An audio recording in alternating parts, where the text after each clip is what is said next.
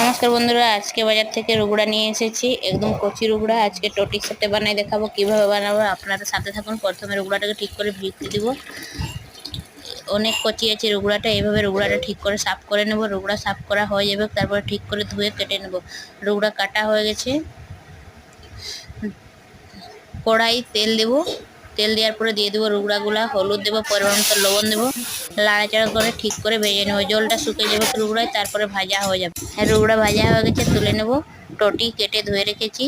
তেল গরম হচ্ছে, দিয়ে দেবো পাঁচফোড়ন, তেজপাতা, পেঁয়াজ কুচি দিয়ে লাড়াচাড়া করে দিয়ে দেবো টটি, পরিমাণ মতো লবণ, হলুদ দিয়ে লাড়াচাড়া করে ঢাকা দিয়ে দিয়ে ঠিক করে ভেজে নেবো লাল করে। এখানে মশলা নিয়েছি আদা, রসুন, জিরা, গোলকি, লং, এলাচ, দারচিনি, কাঁচা লঙ্কা মিহি করে বেটে নেব। লাল করে ভাজা হয়ে যাবে টটিগুলো, তারপরে দিয়ে দেবো বাটা মশলা। মশলা দেওয়ার পরে ঠিক করে কষে নেব। কষা হয়ে যাবে, তারপর দিয়ে দেবো জল দেওয়ার পরে রুগড়া দিয়ে দিব। রুগড়া দেওয়ার পরে কিছুক্ষণ ফোটাবো, তারপরে রান্নাটা হয়ে যাবে। ভিডিওটা ভালো লাগে তো লাইক করবেন।